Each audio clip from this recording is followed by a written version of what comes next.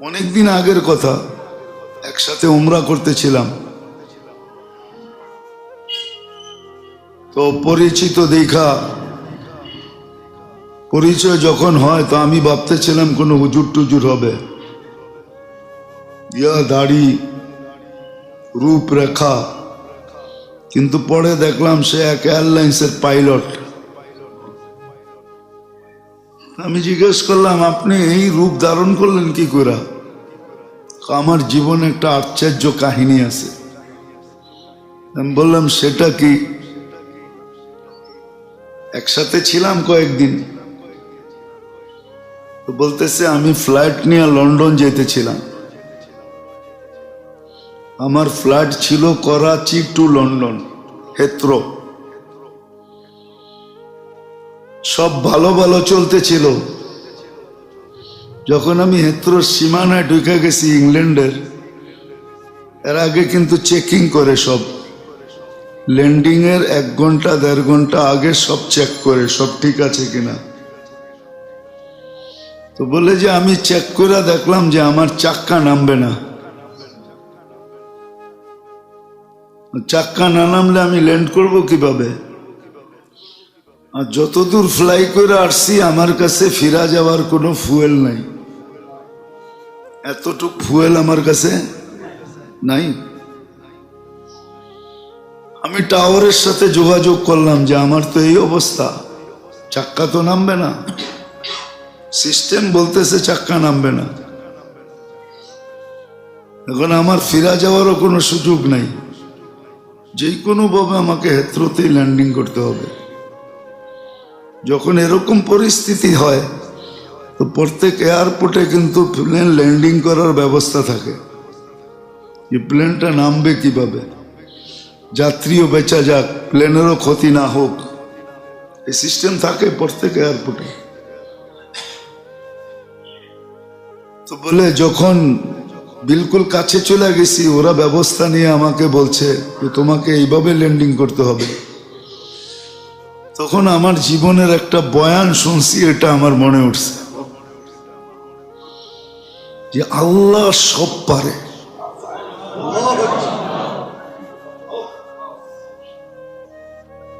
না, তখন আমার সামনে 2টা জিনিসই ছিল, মৌত বাঁচা। যদি ওইভাবে ল্যান্ডিং না হইলো, তাহলে তো ক্রাশ হবে, মরে যাব, এতগুলো যাত্রী মরবে। আমি বললাম যে ঠিক আছে, আল্লাহ সব পারে, আমি এটা একটু পরীক্ষা করে দেখি না। তো আমি জোরে চিৎকার দিয়া বললাম, বটনে চাপ দিয়া, যে আমার আল্লাহ সব পারে। গড়গড়ায় চাক্কা নেমে গেল।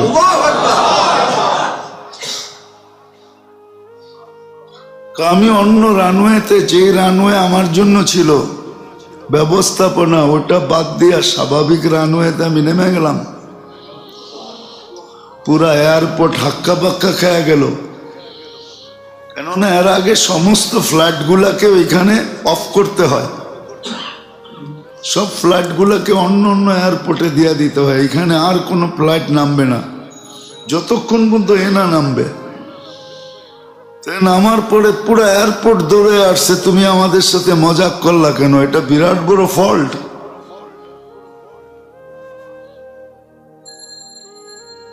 আমি বললাম যে তোমরা চেক করে দেখো। তোরা চেক করে দেখে যে আসলে সিস্টেম লস, সিস্টেম নষ্ট। তোরা জিজ্ঞেস করছে তোমার চাক্কা নামলো কি করে? বলে আমি আরেকটা চিৎকার দিলাম ইংলিশে, যে আমার আল্লাহ সব পারে।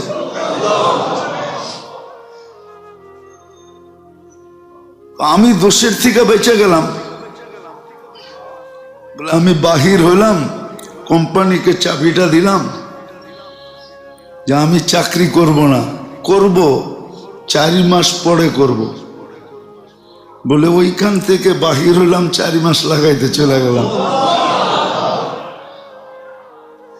তারপরে ফিরে এসে আমি চাকরিতে হাত দিলাম। বলে ওইখান থেকে আমার চেঞ্জ। আসলে মেরাজ এটাই, এই ঈমান আকীদাই আমাদেরকে শিখাইছে।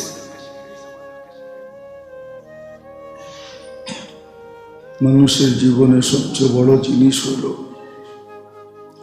ঈমান আকীদাকে ঠিক করা।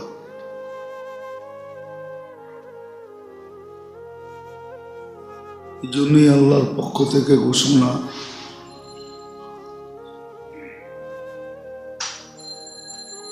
ঈমান যতটুকুই হোক, ঈমানেরও মাত্রা আছে,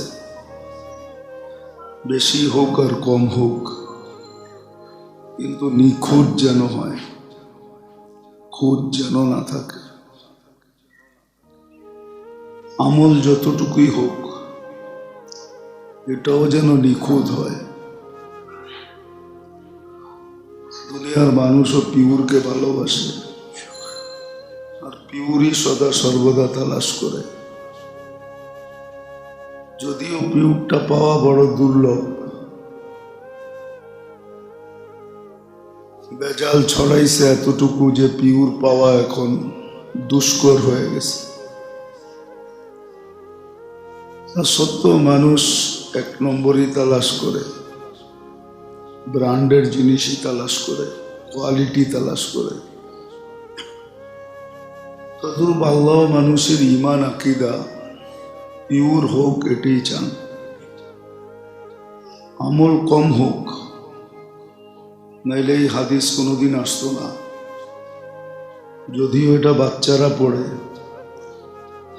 ইয়া মাজ আখলিস দীনাকা ইয়াকফিকাল আমালুল কালিল, এটা মক্তবের বাচ্চারা পড়ে।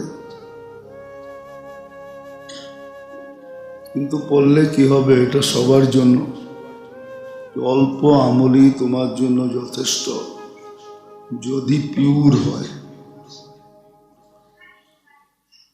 ইদা ঈমান আকীদাকে পিওর করার জন্য 1400 বছর আগেই আল্লাহ ব্যবস্থা নিয়েছেন। আমাদের সমাজে এখন একটা কথা ছড়াছড়ি, আর এটাই আমরা বেশি ফলো করি, যে সব কিছু বিজ্ঞান সম্মত হতে হবে। কিন্তু বিজ্ঞান সম্মত যদি সবকিছু দেখতে চান, তাহলে মেরাজকে অস্বীকার করতে হবে। বিজ্ঞান তো বলে একটা মানুষ এক রাত্রে সশরীরে কোনো প্রযুক্তিহীন এত দূর ঘুরে আসবে, এটা সম্ভব? তো সম্ভব কিভাবে? এটা বিজ্ঞানের থিওরি। কিন্তু বিজ্ঞান তার বিদ্যাকে বিশ্বাস করে, আল্লাহর কুদরতকে বিশ্বাস করে না। কিন্তু আল্লাহ 1400 বছর আগে 1400 বছর পরের বিজ্ঞানের জবাব দিছে। আল্লাহর সমস্ত জবাব এরকমই, যেটা 1000 বছর পরে ঘটবে তাকে 1000 বছর আগে জবাব দিয়ে দেওয়া। আজকে দুনিয়ার মানুষ বিজ্ঞান সম্মত শুধু বিজ্ঞান নিয়ে দৌড়াইতে থাকে, আর ওইটাকেই ফলো করতে থাকে, কিন্তু আল্লাহর কুদরতকে বিশ্বাস করতে চায় না। এর জন্য 1500 বৎসর আগে আল্লাহ বিজ্ঞানের জবাব দিয়ে দিছেন যে আমি চাইলে সব পারি। বিজ্ঞান তো ভাবে একটা মানুষ যিনি আমাদের মতোই মানুষ ছিলেন। হ্যাঁ, এতটুক পার্থক্য যে আমরা যেমন তেমন ছিলেন না। যেরকম হজরে আসওয়াদও কিন্তু পাথর, সাধারণ পাথরও, কিন্তু হজরে আসওয়াদের ভিতরে ভিন্নতা আছে না? নাই? পাথর হইলে কি হবে? শব্দ তো পাথরই, কিন্তু আল্লাহর রসুল এরকম আমাদের ভিতর থেকে ভিন্নতা ছিলেন মানুষই, কিন্তু সর্বদিকে ভিন্নতা ছিল। এতে সন্দেহ আছে নাকি?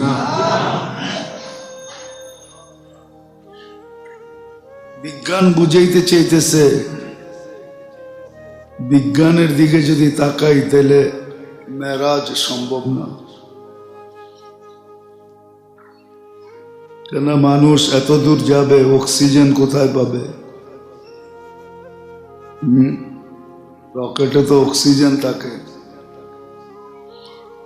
মধ্য আকর্ষণ শক্তি ভেদ করবে, আকাশ ভেদ করবে, আরশ পর্যন্ত পৌঁছবে। এটা বিজ্ঞান দ্বারা কোনো মতেই স্বীকৃত না। কিন্তু আল্লাহ 1400 বছর আগে নিজের কুদরতের জবাব দিছে যে একদিন আসবে, মানুষ বিজ্ঞানের পিছে দৌড়াবে, কিন্তু আমি কুদরতের জবাব আগেই দিয়া দিতেছি। আমি চাইলে সব পারি। তো মেরাজ এক তো হলো যে বিজ্ঞানকে জবাব দেওয়া, এটা প্রথম উদ্দেশ্য। মুসলমানের উচিত আল্লাহ আল্লাহর রসুলের কথার উপরে বিশ্বাস করা। যখনই বিজ্ঞান আসবে তখন বিজ্ঞান একদিকে রাখবে, আল্লাহ আল্লাহ রসুলের কথা একদিকে রাখবে। হ্যাঁ, এটা সত্য, যদি আল্লাহ আল্লাহ রসুলের কথা অনুযায়ী বিজ্ঞানটা হয় তাইলে এটা মুসলমান জেবের ভিতরে নিবে, গ্রহণ করবে। আর যদি আল্লাহ আল্লাহ রসুলের কথার বিরুদ্ধে হয় তাইলে মুসলমান বিজ্ঞানকে স্বীকৃতি দিবে না। এটা হলো ঈমান আমলের বিনষ্টের একটা বর্তমান চালও বলতে পারেন, ম্যাজিকও বলতে পারেন। যে ঈমান আকীদাকে নষ্ট করার একটা সূক্ষ্ম পদ্ধতি, এটা আপনি মানেন আর না মানেন, আসলেই একটা সূক্ষ্ম পদ্ধতি। মুসলমান যেন ওই ঈমান আকীদা নিয়ে না যাইতে পারে যেটার জাররার বদলায় 10 গুণ বড় জান্নাত মিলবে, এটা যেন না নিয়ে যেতে পারে। এই জন্যই এই স্লোগান চালানো হইতেছে বিজ্ঞান সম্মত, বিজ্ঞান সম্মত। আল্লাহ আল্লাহ রসুলের বিধান সম্মত না। স্লোগানটা এরকম হওয়া উচিত ছিল। যদিও এটার পরিণতি দুনিয়া দেখতে শুরু করছে। উর্দুতে একটা কথা আছে না, ইস ঘর কো আগ লাগি হ্যায় ইস ঘর কে চিরাগ সে।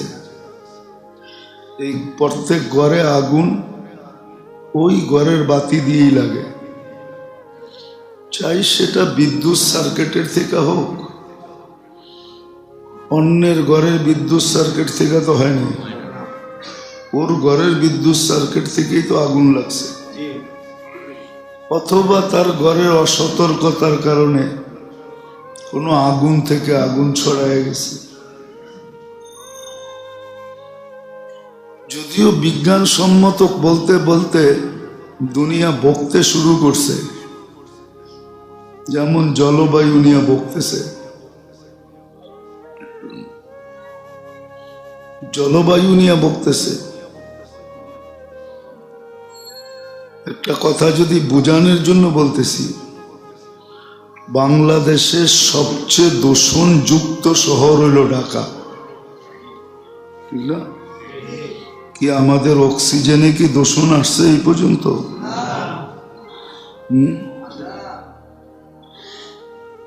যদি অক্সিজেনে দূষণ আসতো আপনি বেঁচে আছেন কি করে?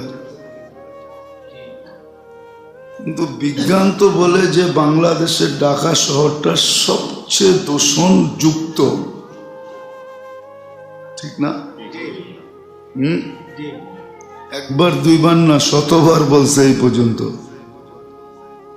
বলতে বলতে এই পর্যন্ত বলছে যে এটা বসবাসের যোগ্য না, ঠিক না?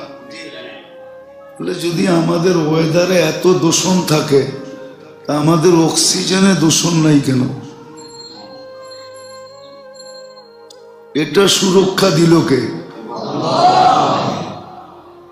তো বিজ্ঞান সম্মতই যদি হইতো তাহলে তো বিজ্ঞান দিয়া বোঝা গেলে এটাই বোঝা যাওয়া উচিত যে আমাদের অক্সিজেনও দূষণ হয়ে গেছে। তাহলে ঢাকাবাসীর সবার এক একটা সিলিন্ডার কিনা বুক পিঠে বান্ধা তারপরে ঘুরা উচিত। কি বলেন? যুক্তি তো এটাই বলে। হ্যাঁ, না বুঝাইতে পারি নাই মনে হয়। তাহলে এই যে দূষণযুক্ত শহরটায় আপনি পিওর অক্সিজেন সারাদিন করতে নিতেছেন, এই দূষণের মাঝে আর অক্সিজেনের মাঝে কে ডিভাইডেড করলো? অক্সিজেনকে কিন্তু আল্লাহ দূষণযুক্ত হইতে দেয় নাই। এখানেও কিন্তু আল্লাহ নিজের কুদরতকে দেখাইতেছে যে তোমাদের শহর যতই দূষণযুক্ত হোক, ঢাকার চেয়ে সবচেয়ে দূষণযুক্ত শহর হলো ক্যালকাটা, ঠিক না? কি পেপার খোলেন, দেখেন, পেপারে মিডিয়ায় দেখেন, এখন সার্চ দিলে চলে আসবে। কিন্তু ওইখানের অক্সিজেনও তো পিওর, অক্সিজেনে তো আল্লাহ মিশতে দেন নাই। তাহলে বোঝা গেল মেরে দোস্ত, মেরাজের প্রথম থিওরি যেটা ফলসাফা যেটাকে বলে, এটা হলো আমাদের ইমান আকিদাকে ঠিক রাখার জন্য।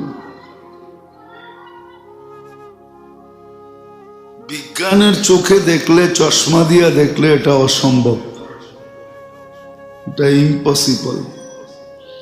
মানুষের ভিতরে নিম্ন আকর্ষণ শক্তি, মেরাজ হইল ঊর্ধ্ব আকর্ষণ শক্তি।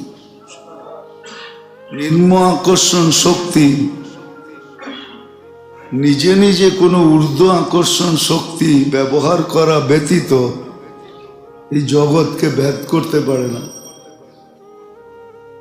কিন্তু আল্লাহ রসূল সাল্লাল্লাহু আলাইহি ওয়াসাল্লাম মেরাজে গেছেন, আবার দুনিয়াতে ফিরে আসছেন। কিন্তু বিজ্ঞানের চোখে যদি দেখি, চশমা দিয়া দেখলে এটা কোনো মতেই পসিবল না। হ্যাঁ, আল্লাহর কুদরতের দিকে যদি দেখি, তাহলে এটা চুটকি বর কাম না। চুটকি বর বোঝেন?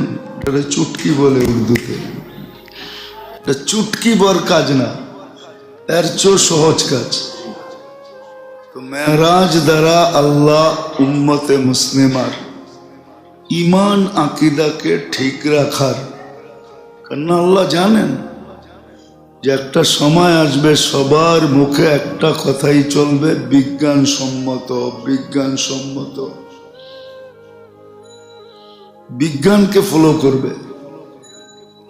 ওইদিকে নাই গেলাম যে বিজ্ঞান শব্দটা ডিকশনারিতে কবে যোগ হইল এটা বাদেই দিলাম। 1764-65 সনে এই বিজ্ঞান শব্দটা ডিকশনারিতে যোগ হয়েছে। এর আগে বিজ্ঞান ছিল না, শব্দটাই ছিল না। কিন্তু দুনিয়াতে বিজ্ঞান ছিল। তখনকার মানুষও চলতো, বরং তখনকার প্রযুক্তি দেখলে এখন মানুষ মাথায় হাত দেয়। এখন মানুষ মাথায় হাত দেয়। একটাই দেখায় দিই, পিরামিড দেখলে এখনো মানুষের মাথা ঘোরে, যেটা বানাইলো কি করে। লাশগুলাকে যেই পদ্ধতিতে রাখছে, ওই পদ্ধতির কেমিক্যাল এখনো আবিষ্কার করতে পারে না বিজ্ঞান। বলুক শিক্ষিত লোক, পারছে কি পারে নাই? এখনো পারে নাই। যে লাশগুলা কি করে রাখলো, এটা তো বিজ্ঞান এখনো খুঁজে পায় নাই। অত দূরে যাওয়া লাগবে না, বেশি দিন আগের কথা না। তাজমহল দেখা এখনো দুনিয়া হাঁ করে তাকায় থাকে। তখন তো বিজ্ঞান ছিল না, প্রযুক্তি ছিল না, কম্পিউটার ছিল না। তাজমহল কেমনে বানাইল? সারা দুনিয়া তো তাজমহল দেখতে আসে,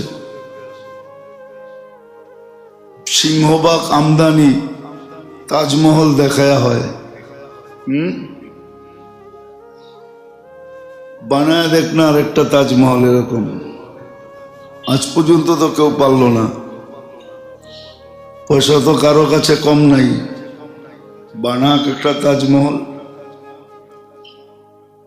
তো যেটা বুঝাইতে চাইতেছিলাম, এটা আমাদের ভুল ধারণা। মুসলমানের উচিত বিজ্ঞানের পিছে দৌড়ানো না। মুসলমান উচিত যে আখেরাতকে বিশ্বাস করে, মউতকে বিশ্বাস করে, হিসাব কিতাবকে বিশ্বাস করে। হ্যাঁ, বিজ্ঞানকে উড়ায় দেওয়া না, বরং বিজ্ঞানের থিওরি যখনই আসবে তখনই একদিকে রাখবে আর একদিকে কোরআন হাদিসকে রাখবে। কোরআন হাদিস সম্মত যদি হয় তাইলে ওকে, আর কোরআন হাদিস সম্মত যদি না হয় তাহলে মুসলমানের এটা গ্রহণ করা উচিত না। কেননা ঈমান আকীদা বড় জিনিস, এটাই বড় জিনিস।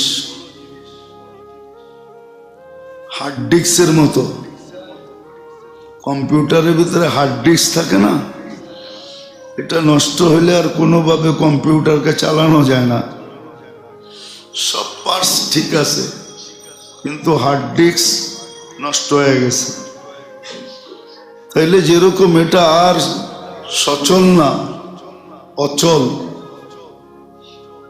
মানুষের ভিতর থেকে যেরকম রুহু বাহির হয়ে গেলে সব অঙ্গ প্রত্যঙ্গ কিন্তু তার জায়গায় আছে, কিন্তু এটাকে যেরকম লাশ বলা হয়, ঈমান আকীদা যদি বিনষ্ট হলো তাহলে ওই মানুষটার সবকিছু হাতের থেকে বাহির হয়ে গেল, সে আর জান্নাতে যাওয়ার উপযোগী না। এই জন্য ঈমান আকীদাকে হেফাজত করার জন্য, আল্লাহ নিজের কুদরতকে বোঝানোর জন্য, বিজ্ঞানকে জবাব দেওয়ার জন্য মেরাজের ফলসাফা সর্বপ্রথম এটা। আল্লাহ বিজ্ঞানকে জবাব দিছেন। এই ধোঁকা অনেকে খাইছে, আমাদের ভিতর থেকেও অনেক লেখক এই ধোঁকা খাইছেন, যার কারণে কেউ কেউ লেখছেন যে সশরীরে মেরাজ হয় নাই। এটা আমাদের ভিতর থেকেই লেখক আছে, নাম বলবো না, ইসলামী লেখকই লিখছেন যে এটা রুহানি মেরাজ হয়েছে, সশরীরে হয় নাই। ও বিজ্ঞানকে দেখা ফলো করছে। এখানে আল্লাহ নিজের কুদরত বুঝাইছেন, এই জন্য আমাদেরকে ধোঁকা খাইতে না করছেন, যে ধোঁকা খায়ও না। একটু দেখলেই তো বোঝা যায় যে আল্লাহ খুঁটি ছাড়া আকাশ দাঁড় করাইতে পারে। ওই আল্লাহ ইচ্ছা করলে কিনা পারেন। আমাদের দুনিয়াটা সৌরজগতে ভাসমান না কি না, ভাসমান না? আমাদের এই দুনিয়াটা তো সৌরজগতে ভাসমান। কুল্লুম ফি ফালাকিন ইয়াসবাহুন, আমাদের দুনিয়াটা তো সাঁতরাইতেছে। সূর্য যেরকম সাঁতরায় আমাদেরটাও সাঁতরাইতেছে। এমন তো না আমাদেরটা কোনো জিনিসের উপরে বসায় রাখছেন। তো এটা তো 1400 বছর আগে, 1000 বছর। কোরআন যেদিন আল্লাহ লেখছেন ওই দিন থেকে এটাই লেখা রাখছেন যে দুনিয়াটাও ভাসমান। আমাদের দুনিয়াটাকে ভাসমান রেখা, দুনিয়ার পিঠে আমাদেরকে বসবাস করায়া স্বাচ্ছন্দ্যে যে আল্লাহ ঘুরাইতে পারে, কি ডেলি কি পাইলিং কম হয় নাকি? কই দুনিয়া তো কাঁপে না। নৌকার উপরে উঠা একটু হেলাধুলা করলে তো নৌকা কাঁপে, ঠিক না? পদ্মা ব্রিজ বানাইতে কি কম পাইলিং হয়েছে নাকি? ওই হেললো না তো, হেলে নাকি? কেন হেলে না? আল্লাহ নিজের কুদরতকে বুঝাইছেন। এই জন্য হাসার বিষয় না, মুসলমানের উচিত যখনই বিজ্ঞানী কোনো থিওরি আসে সেজন্য এটা আল্লাহ আল্লাহ রসুলের কথার সাথে মিলায়া দেখে। আল্লাহ আল্লাহ রসুলের কথা অনুযায়ী যদি হয় তাহলে মাইনা নিতে কোনো অসুবিধা নেই, আর যদি তা না হয় তাহলে এটাকে মুসলমানের মানা উচিত না,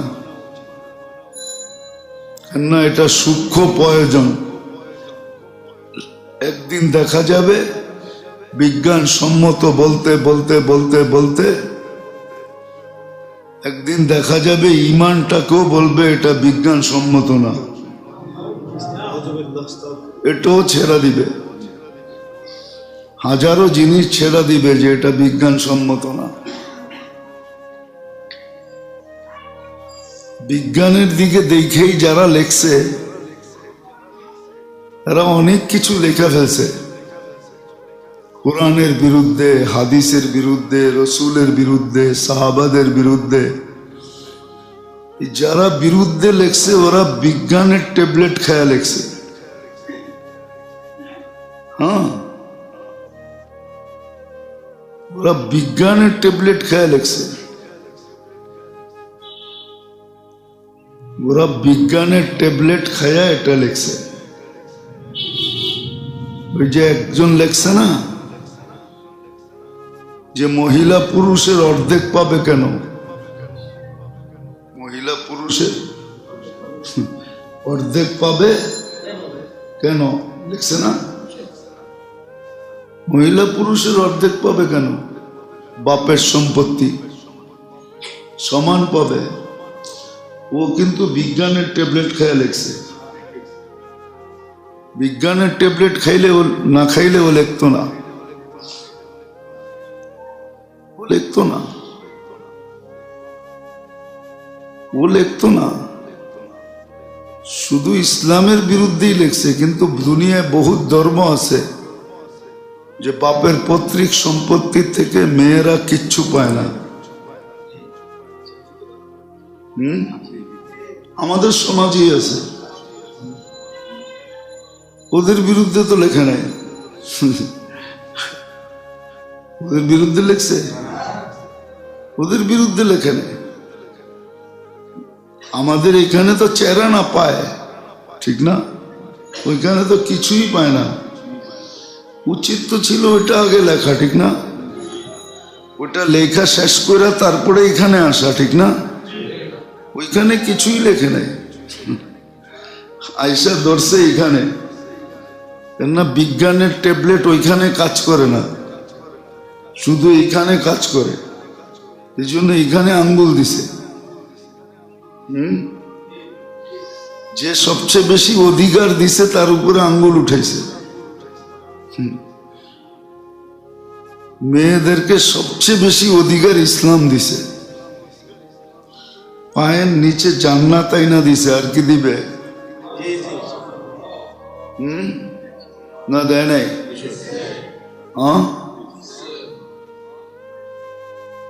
স্বামীর সাক্ষীতে স্ত্রী জান্নাতে যাবে।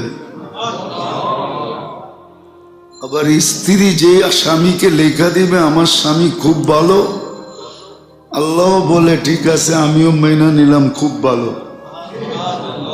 আর কি মর্যাদা দিবে? এত বড় মর্যাদা কোন ধর্মে দিছে?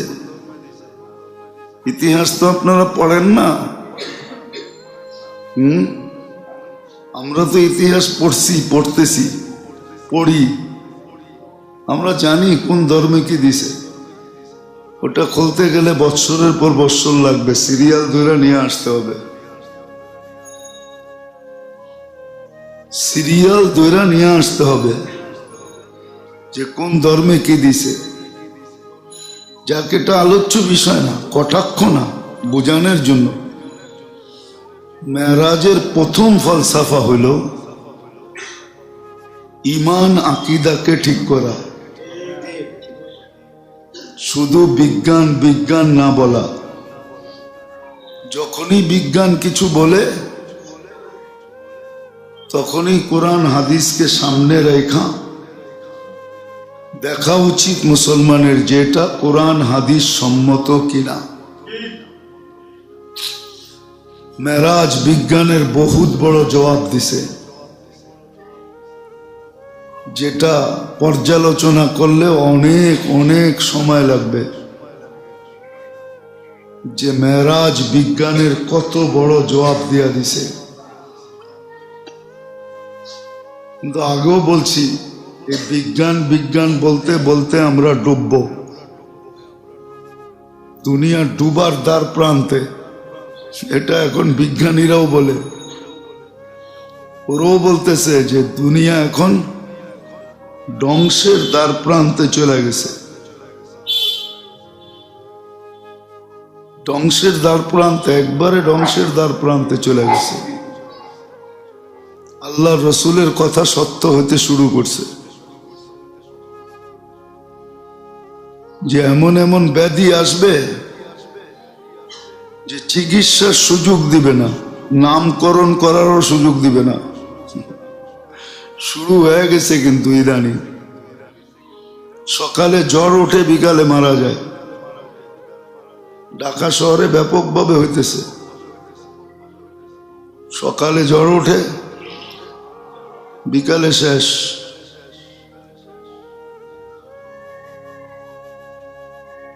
যদিও ডাক্তাররা একটা দেখায় দেয় যে এই জিনিস নষ্ট হয়ে গেছে, এই জন্য শেষ হয়ে গেছে। এই পর্যন্ত তো জ্বরের আধা ডজন নাম চলে আসছে, ঠিক না? না চলে আসে নাই? জ্বরের আধা ডজন নাম জানেন না? বেশি হবে মনে হয়। কি আরো কতগুলো আসবে আল্লাহ জানে। তো মেরাজ মানুষের প্রথমত ঈমান আকীদাকে ঠিক রাখার থিওরি হিসাবে, বিজ্ঞান যেন মানুষের এই বিজ্ঞান বিজ্ঞান বিজ্ঞান বইলা মানুষের ঈমান যেন নষ্ট না করতে পারে, ঈমান আকীদা নষ্ট না হয়। অধিকাংশ লোকই এখন ওইদিকে দৌড়াইতেছে। বেশিরভাগ যাদের এই জালে পা দেওয়া উচিত ছিল না, এরাই বেশি দিতেছে। শিক্ষা তো আলো, এখন দেখি বাতির নিচেই অন্ধকার। শিক্ষিত লোকগুলোই বেশি এই ফাঁদে পা দিতেছে, অশিক্ষিত লোকগুলা তো বোঝে না, এরা এগুলা নিয়ে ভাবেও না। ওই আগের রীতিনীতির উপরেই চলতেছে। এই দিকেও দেখা যাইতেছে যে আল্লাহ সাধারণকে বাঁচায় দিবে বেশি, সাধারণকে বাঁচায় দিবে বেশি। আর যারা বেশি শিক্ষা শিক্ষা শিক্ষা করতে থাকে, ওরাই বেশি এই ফাঁদে পা দিতেছে। তো প্রথমত তো মেরাজ এটার জন্য ছিল যে বিজ্ঞানকে জবাব দেওয়ার জন্য, মুসলমানের ঈমান আকীদা যেন ঠিক থাকে। ঈমান আকীদাকে ঠিক রাখার জন্য যেন এই কথায় মুসলমান বিশ্বাস করে এক জবাবে যে আল্লাহ সব পারে। আমার জীবনের একটা কাহিনী আছে, আমার না আরেকজনের, কিন্তু আমার সাথে পরিচিত। অনেকদিন আগের কথা, একসাথে উমরা করতেছিলাম। তো পরিচিত দেখা পরিচয় যখন হয়, তো আমি ভাবতেছিলাম কোনো হুজুর টুজুর হবে, দাড়ি রূপরেখা, কিন্তু পরে দেখলাম সে এক এয়ারলাইন্সের পাইলট। আমি জিজ্ঞেস করলাম, আপনি এই রূপ ধারণ করলেন কি করে? আমার জীবনে একটা আশ্চর্য কাহিনী আছে। আমি বললাম সেটা কি? একসাথে ছিলাম কয়েকদিন, তো বলতেছে আমি ফ্লাইট নিয়ে লন্ডন যেতেছিলাম। আমার ফ্লাইট ছিল করাচি টু লন্ডন, হেথ্রো। সব ভালো ভালো চলতেছিল। যখন আমি হেথ্রোর সীমানায় ঢুকে গেছি ইংল্যান্ডের, এর আগে কিন্তু চেকিং করে, সব ল্যান্ডিং এর 1 ঘন্টা 1.5 ঘন্টা আগে সব চেক করে সব ঠিক আছে কিনা। তো বলে যে আমি চেক করে দেখলাম যে আমার চাক্কা নামবে না। চাক্কা না নামলে আমি ল্যান্ড করব কিভাবে? আর যতদূর ফ্লাই করে আসছি আমার কাছে ফিরা যাওয়ার কোনো ফুয়েল নাই, এতটুক ফুয়েল আমার কাছে নাই। আমি টাওয়ারের সাথে যোগাযোগ করলাম যে আমার তো এই অবস্থা, চাক্কা তো নামবে না। সিস্টেম বলতেছে চাক্কা নামবে না।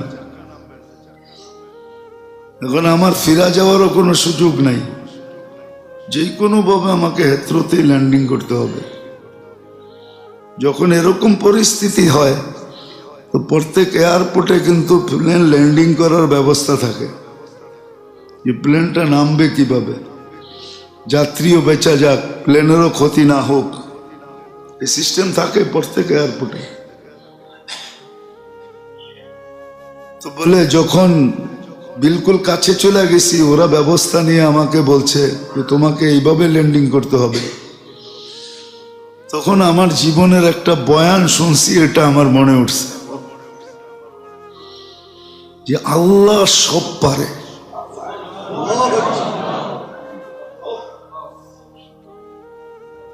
না, তখন আমার সামনে 2টা জিনিসই ছিল, মৌত বাঁচা। যদি ওইভাবে ল্যান্ডিং না হইলো তাহলে তো ক্রাশ হবে, মরে যাব, এতগুলো যাত্রী মরবে। আমি বললাম যে ঠিক আছে, আল্লাহ সব পারে, আমি এটা একটু পরীক্ষা করে দেখি না। তো আমি জোরে চিৎকার দিয়ে বললাম, বটনে চাপ দিয়া, যে আমার আল্লাহ সব পারে। গড়গড়ায় চাক্কা নেমে গেল।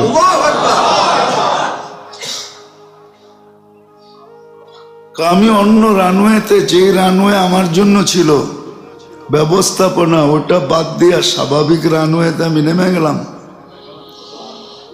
পুরা এয়ারপোর্ট হাক্কা বাক্কা খেয়ে গেল, কেননা এর আগে সমস্ত ফ্লাইট গুলাকে ওইখানে অফ করতে হয়।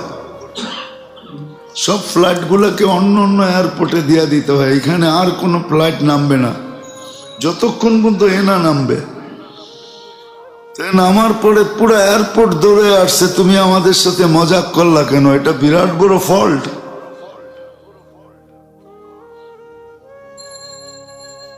আমি বললাম যে তোমরা চেক করে দেখো। তো ওরা চেক করে দেখে যে আসলে সিস্টেম লস, সিস্টেম নষ্ট। তোরা জিজ্ঞেস করছে তোমার চাক্কা নামলো কি করে? বলে আমি আরেকটা চিৎকার দিলাম ইংলিশে যে আমার আল্লাহ সব পারে।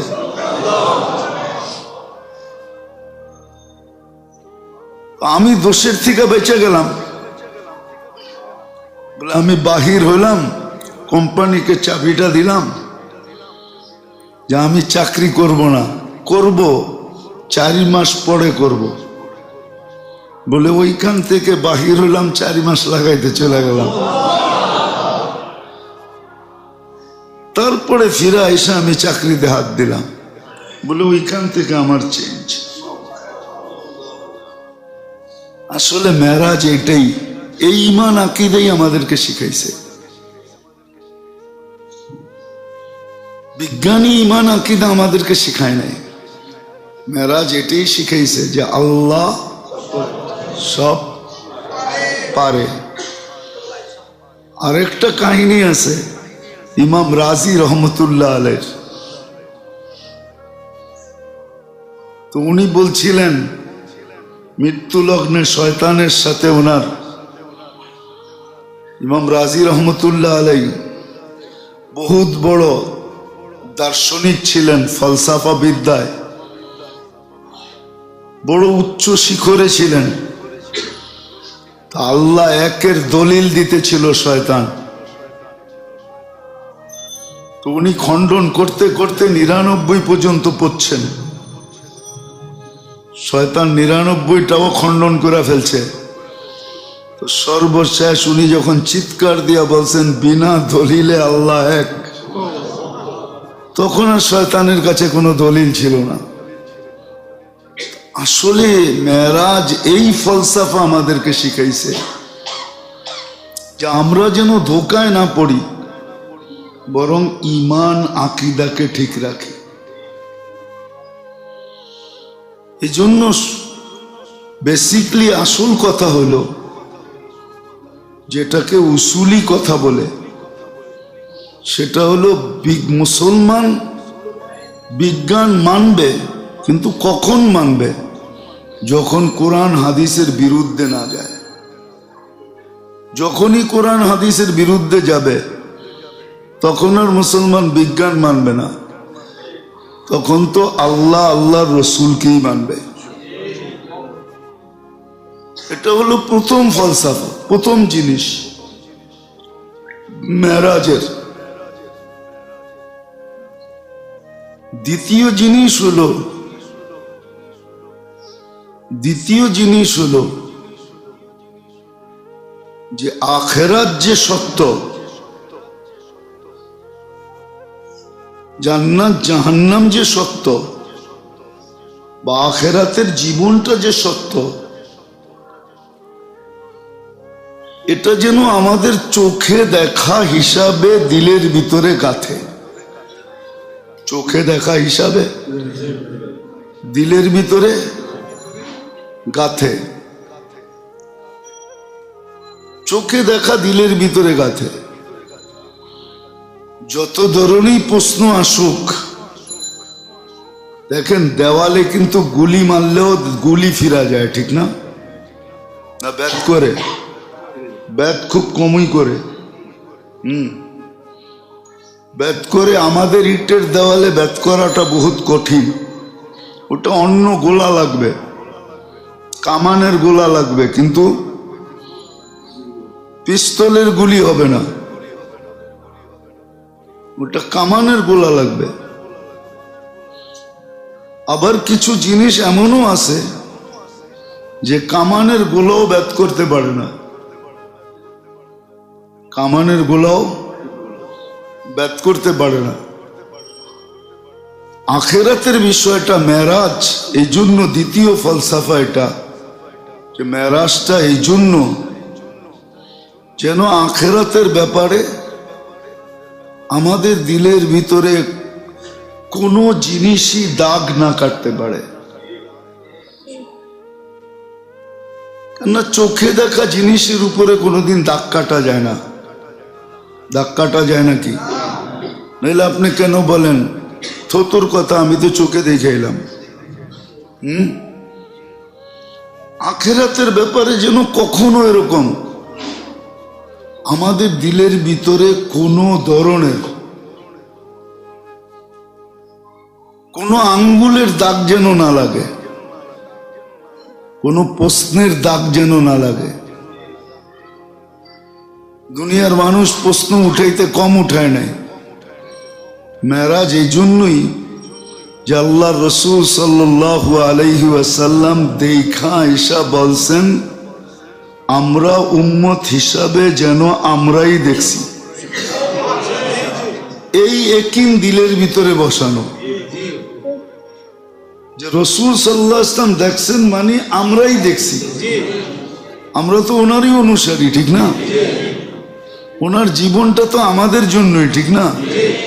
ওনার জীবনটা কি ওনার জন্য নাকি? কাদের জন্য?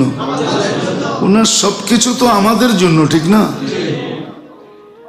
দ্বিতীয় মেরাজের কারণ ভালো মতে বোঝেন, কিন্তু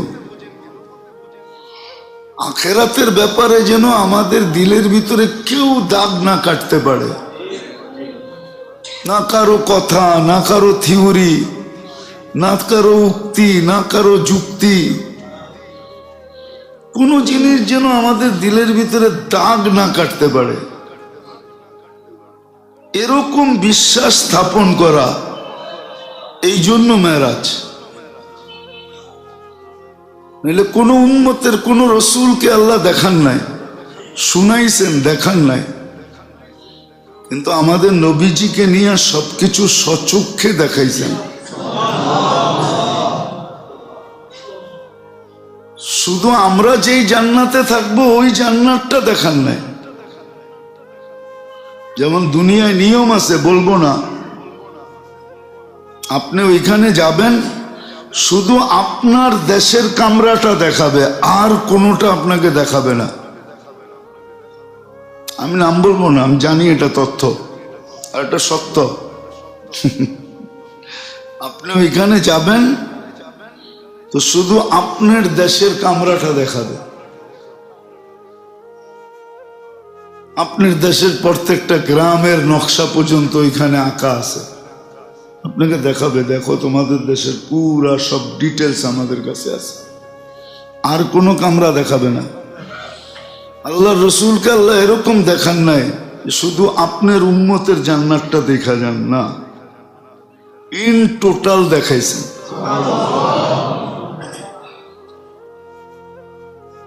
কোনো কিছু বাদ রাখেন নাই। এটা এই জন্য যে আখেরাতের ব্যাপারে আমরা যেন এই কথা বলি যে নবীজি দেখে নাই, নবীজি দেখছেন যেমন নাকি আমরাই দেখছি। এই ব্যাপারে আমাদের দিলের ভিতরে যেন কারো কোনো উক্তি, কোনো যুক্তি, কোনো ইঙ্গিত, কোনো ইশারা, কোনো আঙ্গুল আমাদের দিলের ভিতরে রেখাপাত না করতে পারে। ইন টোটাল আখেরাতের ব্যাপারে এটা হলো দ্বিতীয় ফলসফা। মনে থাকবে? হ্যাঁ, তাইলে কিন্তু আপনার ইমান আকীদা পিওর থাকবে, নাইলে কিন্তু বেজাল হয়ে যাবে, ইমান আকীদা পিওর থাকবে না। আল্লাহর দাবি হলো পিওর নিয়ে আসো, গাঠি বইরা নিয়ে আসো, এটা আল্লাহর দাবি না। আল্লাহর দাবি হলো পিওর নিয়ে আসো। গাঠটি তো আমরা তোমাকে দিব, তোমার গাঠটি দরকার নাই। তোমার কাছ থেকে আমাদের পিওর দাবি, খাদবিহীন দাবি, বেজাল মুক্ত দাবি। এই জন্যই তো বললাম না, হাদিসটা যদিও ছোট বাচ্চারা পড়ে, কিন্তু ছোট বাচ্চাদের বিষয় না। এরকম আমলও এক গাদা জরুরি না, কিন্তু হ্যাঁ পিওর জরুরি, খাঁটি হইতে হবে। ওটা অন্য কথা যে আমল পিওর হবে কি দ্বারা। আমল পিওর হবে সুন্নতের ইত্তেবা দ্বারা। যত বেশি আপনি সুন্নত মানবেন, আপনি করলেন না কোনো অসুবিধা নেই, কিন্তু যখন করলেন তখন সুন্নত যেই না করলেন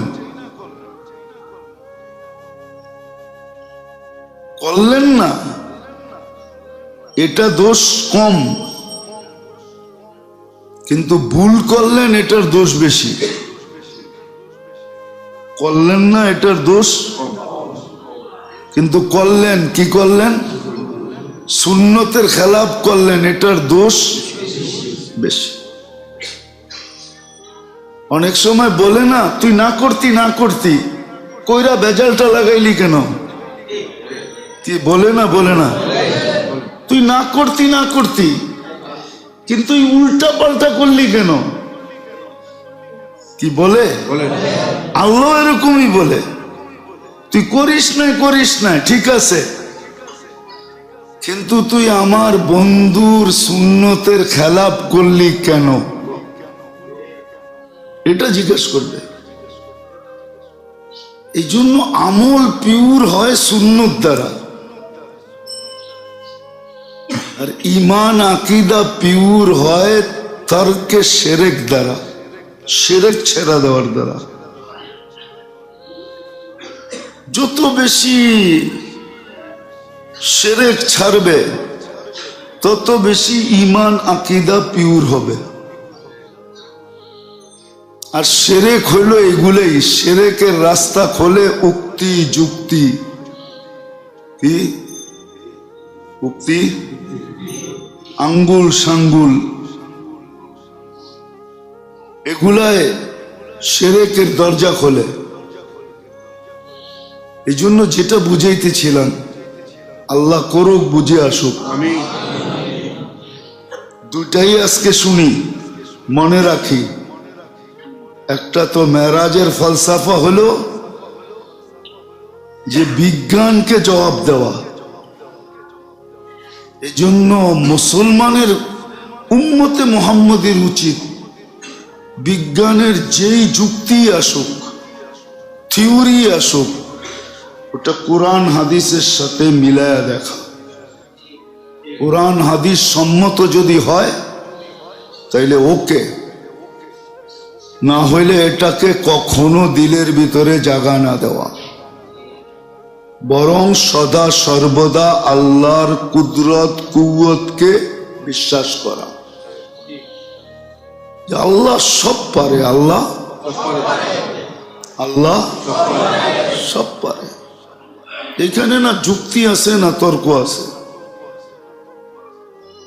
না লজিক আছে, না ফজিক আছে। এখানে কিচ্ছু নেই। আল্লাহ সব পারে, যেমনে চান সেমনে পারে। নাহলে আপনি বিজ্ঞানকে আল্লাহ জবাব দিছে, আপনি বলেন মুসা আলাইহিস সালামকে যেইখান দিয়া পার করছে ওই চিহ্ন তো এখনো রাখা আছে। পানিকে দুই পাশে দাঁড় করাইয়া দিছে, মধ্যখান দিয়া রাস্তা করে দিছে। আবার বাদ সূর্যের আলো আসার জন্য উপর থেকে লাইটিং এর সিস্টেম করে দিছে। আচ্ছা, এটা তো একটু যুক্তিতে ধরে যে এটা তলদেশ দিয়ে গেছে, ঠিক না? এটা কোন যুক্তিতে ধরে যে পানি পানি ছিল? পানিও তো জানতো না এর আগে, মনে হয় যে আমার উপর দিয়া কেউ ঘোড়া দৌড়ায়া যাবে আর ওর খুরের ভিতরেও আমার ছোঁয়া লাগবে না। আমি পানি পানি থাকবো, তরঙ্গ তরঙ্গ থাকবে, তারপরে ঘোড়া দৌড়ায়া যাবে আধা কিলোমিটার না 27 কিলোমিটার। ওই চিহ্ন তো এখনো বাহরাইনে রাখা আছে। ও তো পানিও জানতো না। আগুন কি জানতো নাকি যে আমার ভিতরে আসবে আর জ্বলবে না? ওটা তো আগুন ওই দিন জানছে যেদিন ইব্রাহিম আলাইহিস সালাম ভিতরে গেছে। এর আগে আগুনও তো জানতো না যে আমার ভিতরে আসবে আর কি করবে, জ্বলবে না। ওটা আগুনেরও জানা ছিল না। তো এরকম বিজ্ঞানের জবাব আল্লাহ শত দিছেন আমাদের ঈমান আকীদাকে ঠিক রাখার জন্য। বিদায় মেরাজের প্রথম ফলসাফা এটা যে মুসলমান যেন বিজ্ঞানের তুফানে ভাইসা না যায়, বরং প্রথম দেখে যে এটা কোরআন হাদিস মতো কিনা, সম্মত কিনা। যখন সম্মত হয় আপনি বোঝেন করোনার সময় যুক্তিগত কথা বলেন। আচ্ছা, বাইতুল্লাহটা কি দিয়ে বানানো? পাথর দিয়া, ঠিক না? করোনার সময়ের থেকে নিয়ে 2-2.5 বছর এটাকে ডাইকা রাখছে না, ছুঁইতে পর্যন্ত দেয় না, ঠিক না? কোন যুক্তিতে? আচ্ছা বলেন, এটা কোন যুক্তি হলো যে দেওয়াল রে করুণায় ধরবো? কি এটা কোন যুক্তিতে আসে বলেন? কারে করুণায় ধরবো? দেওয়াল রে করুণায় ধরবো? কোন যুক্তিতে আমাকে বুঝান। ওদের কাছে যুক্তি কি ছিল? বিজ্ঞান, ঠিক না? হ্যাঁ, বিজ্ঞান সম্মত তো যুক্তি এটা ছিল যে বাড়িতে 12 জন থাকলে সমস্ত 18 কোটি মানুষকে 1 কিলোমিটার দূরে দূরে রাখা দরকার ছিল, ঠিক না? কি কোন? তাহলে তো করোনা আরো কম হইতো, ঠিক না? কি 18 কোটি মানুষকে প্রত্যেককে 1 কিলোমিটার দূর দূর, কি ঠিক না? হ্যাঁ, তাহলে এরম দুনিয়া 10টা লাগতো মনে হয়। লাগতো না? কি বলেন? এটাই তো বলছে সামাজিক দূরত্ব বজায় রাখেন। তাহলে তো উচিত ছিল যেই বাড়িতে 12 জন, কামরা মাত্র 2টা, ঠিক না? 12 জন কামরা কয়টা? হ্যাঁ, কি ওদেরকে তো রাখা উচিত ছিল এক একজনকে 1 কিলোমিটার দূরত্ব করে, 12 কিলোমিটার দূরে। তাইলে না বিজ্ঞানসম্মত হতো। ওটা তো করে নাই। তো মেরাজের প্রথম ফলসাফা হলো এটা, ইমান আকিদাকে ঠিক রাখার জন্য যে মুসলমান আল্লাহর কুওয়াত দেখবে, কুদরত দেখবে, বিজ্ঞান দেখবে না। হ্যাঁ দেখবে, যদি কোরআন হাদিস সম্মত হয় আলহামদুলিল্লাহ, ওয়েলকাম। আর যদি কোরআন হাদিস সম্মত না হয় তাহলে মুসলমানের জন্য শোভা পায় না বিজ্ঞানকে স্মরণ করা। বিজ্ঞানকে জাগা দেওয়া, এটা মুসলমানের শোভা পায় না। এটার দ্বারা ঈমান আকীদা বিনষ্ট হবে। দ্বিতীয় মেরাজের ফলসাফা হলো যে আখিরাতের ব্যাপারে মুসলমানের দিলে এতটুকু ঈমান আকীদা হওয়া চাই যে আল্লাহর রসুল দেখা আসছেন, আল্লাহর রসুল দেখা আসছেন যেমন আমি দেখা আসছি, আমি দেখা আসছি।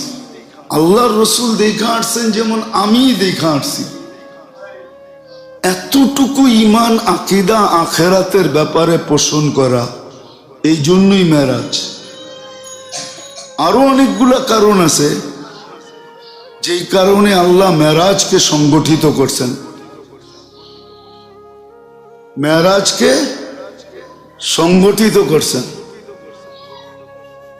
তৃতীয় একটা কারণ আছে, আল্লাহ এই জন্য মেরাজ দিছেন কেননা এই উম্মত প্রযুক্তির কারণে, বিজ্ঞানের কারণে বড় টেটনা হবে।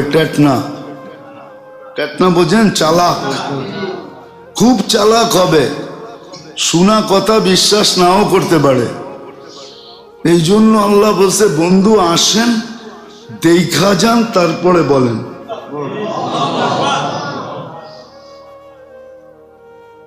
চতুর্থ, আমাদের নবীজিকে আল্লাহ উচ্চ মর্যাদা দেওয়ার জন্য মেরাজ।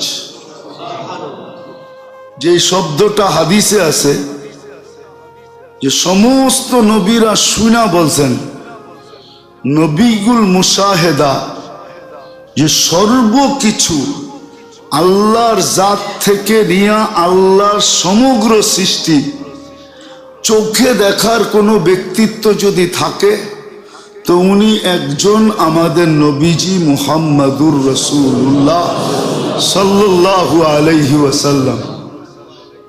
নবীউল মুশাহেদা বলা হয় ওনাকে, যে উনি সব আল্লাহর জাত থেকে, যেমন আল্লাহ সমগ্র সৃষ্টিকে বন্ধুকে দেখাইছেন। আল্লাহ রসুল জন্ম নিতে দেরি, আল্লাহ নিয়া যায় সমগ্র সৃষ্টিকে বন্ধুকে দেখাইতে দেরি করেন না। সৃষ্টির জন্মের সাথে সাথে সমগ্র সৃষ্টির সামনে বন্ধুকে তুলা ধরছে, যে দেখো আমি বন্ধু কিরম বানাইলাম। আবার এক সময় আসছে বন্ধুকে নিয়ে যায় সমগ্র সৃষ্টি দেখাইছেন, যে দেখেন আমি কি কি বানাইছি। তো নবীউল মুশাহেদা বানানোর জন্য এগুলো সব আমাদের জন্য। কিন্তু কি বলে, আরে খেলায় জিতলে না কি একটা দেয়, কাপ দেয়, টপি দেয়, আমাদের জন্য হলো এটা। এটা রাসূলুল্লাহ সাল্লাল্লাহু আলাইহি ওয়াসাল্লাম পাইছেন বটে, কিন্তু ওনার উসিলায় আমরা পাইছি। এটা ওনার উসিলায় আমরা পাইছি, ঠিক না? কি আমাদের সময় যদিও দেখা যায় বাপ যদি উচ্চ লেভেলের হয় তো উনি বাপ যতটুক না দেখায় ছেলে এর চেয়ে কয়েকশো গুণ বেশি দেখায়, না দেখায় না? হ্যাঁ, কি বাংলায় তো একটা প্রবাদ বাক্য আছে, দায়ের থেকে আছারি বড়। আছারি চিনেন? দার পিছে যে লাকড়িটা থাকে, ঠিক না? হ্যাঁ, তাহলে এটি নবীজি পাইছে মানি এটি আমরা পাইছি। আরো অনেকগুলো আছে। এই জন্য মেরে দোস্ত দুটা মৌলিক কথা মনে রাখি, যাতে ঈমান আকীদার ভিতরে কোনো দাগ না আসে, কোনো আঙ্গুলকে আমরা জায়গা না দিই, কোনো উক্তি যুক্তিকে আমরা জায়গা না দিই। কেননা আখিরাত বড় মাসলা, আখিরাত বড় সমস্যা, প্রত্যেকের জন্য আখিরাত বড় মাসলা। না গেলে বুঝে আসবে না। বুঝাইতে তো চেষ্টা করতেছি, কিন্তু আজকে বুঝে আসে না, একদিন বুঝে অবশ্যই আসবে। কিন্তু ওই দিন মাথার থেকে পানি গড়ায়া যাবে, কোনো লাভ হবে না। কিন্তু আজকে বুঝা যদি ধরে রাখতে পারি, রব্বে কাবার কসম, ঈমান যদি নিখুঁত হলো, তা আল্লাহর ওয়াদা আছে ঈমান নিখুঁত। আল্লাহর দুটা ওয়াদা আছে, একটা হলো যদি তোমার মাপ চাওয়ার সুযোগ হয় আর তুমি মাপ চাইলা, তাইলে আমরা তোমার গুনার পরিমাণের দিকে দেখব না, তোমার গুনার পরিমাণের দিকে দেখব না, কি কি গুনাহ এটা দেখব না, আমরা মাফ করে দেব। লাউ বালাগাত যুনুবুকা ইনানাস সামা ওয়া মা আশরাকতা বি ফাস্তাগফারতানি ফাগফারতু লাকা ওয়ালা উবালি। এটা খুল্লুম খোলা আল্লাহর এলান। দ্বিতীয় আল্লাহ ঘোষণা দিয়েছেন, তুমি মাপ চাওয়ার যদি সুযোগ না পাইলা, মউত চলে আসলো, তো এটাও ঘোষণা দিতেছেন কবরে লাশ রাখার আগেই দ্বিগুণ মাগফিরাত নিয়ে তোমাকে স্বাগত জানাবো। গুনার চেয়ে দ্বিগুণ মাগফিরাত। লাউ আতাইতানি বিকুরাবিল আরদি খাতায়া ওয়া মা আশরাকতা বি লা আতাইতুকা বিকুরাবিহা মাগফিরা। এই জন্য সূক্ষ্ম পলিসির মাধ্যমে, বিলকুল সূক্ষ্মভাবে আমাদের ঈমান আকীদাকে নষ্ট করার জন্য, আপনাদেরকে আমি বুঝাইতে পারতেছি না, চোখে দেখা অনেক কিছু বোঝানো যায় না। দুনিয়াটা ঘুরছি তো, অনেক কিছু চোখে দেখছি যেগুলার জায়গার নাম বলা যাবে না, কিন্তু এতটুক বলা যাবে যে আমি দুনিয়ার বহুত জায়গায় দেখছি, আমি ওই ক্ষেত্রগুলো চিনি। একজন না, দুইজন না, শত শত মানুষ 24 ঘন্টা ওদের ডিউটি হলো, কাজ হলো, ওরা এই প্ল্যানই বাহির করবে বসা বসা। এটার জন্যই ওদের স্যালারি, এটার জন্যই ওদের সবকিছু। কোনো ছোট ছোট স্যালারি না, মোটা মোটা স্যালারি। শুধু মুসলমানের ঈমান আকীদা কি করে নষ্ট করা যায়, তার নাম বলবো না, আমি চিনি ওগুলা, দেশেরও নাম বলবো না, কম তো ঘুরি নাই দুনিয়ায়। কি বলেন? ছোট মসজিদ হলে কি হবে, গলির ভিতরে থাকলে কি হবে, আল্লাহ তো কম ঘুরায় নাই। আমি চিনি এগুলা, আমি নাম সহ বলতে পারবো কোন জায়গায় দেখে আসছি আমি। ওদের সারা দিন 24 ঘন্টা শত শত লোক মাথা কামাইতেছে মুসলমানদের ঈমান আকীদা আমল কি করে নষ্ট করা যায়, কিভাবে করা যায়, কোন স্লো প্রয়োজনে করা যায়। আমি এগুলো সব ঘুরে ঘুরে দেখে আসছি, কিন্তু আফসোস আপনাদেরকে নাম ঠিকানা পাটুকেল বলতে পারতেছি না, শুধু এতটুক বলতেছি কোথায় দেখে আসছি, কোন জায়গায় দেখে আসছি এটা বলতে পারবো না। কিন্তু হ্যাঁ, এই জন্যই সতর্ক, ইমান আকিদা বাঁচানো সবচেয়ে বড় কাজ। আমল কম করেন তাতে কিছু আসে যায় না। আল্লাহ তো নিজেই ছাড় দিছেন, নাহলে আল্লাহ রসুল কেন বলতেন এক সময় আসবে তোমরা 10% করলেই হবে, 100 নাম্বারে পাশ করাবো, নাম্বার কমাবো না, করবা 10, নাম্বার কত? নাম্বার কমাবো না, করবা 1, মালা মিলবে 100 শহীদের। এই জন্যই আল্লাহ এই সুযোগগুলা দিয়ে রাখছেন, এই জন্যই বলছে আমল কম করো, কিন্তু পিওর করো, সুন্নত মতে করো, সুন্নতের বিরুদ্ধে যেন হয় না। সুন্নতের খেলাফ হলো, ভাবতেছো যে এটার সুন্নত আমি জানি না, করো না। এটা না করাটা এত বড় দোষ হবে না, করাটা সুন্নতের খেলাফ করা যত বড় দোষ হবে। যেমন একটু আগেই বললাম, তুই করতি না কইরা প্যাচ লাগাইলি কেন? ঠিক না? এটা তো আমাদের সমাজের প্রবাদ, আমাদের সমাজের নিয়ম। বিদায় যতটুকু বললাম এতটুকু মনে রাখার আল্লাহ আমাদেরকে তৌফিক নসিব করে।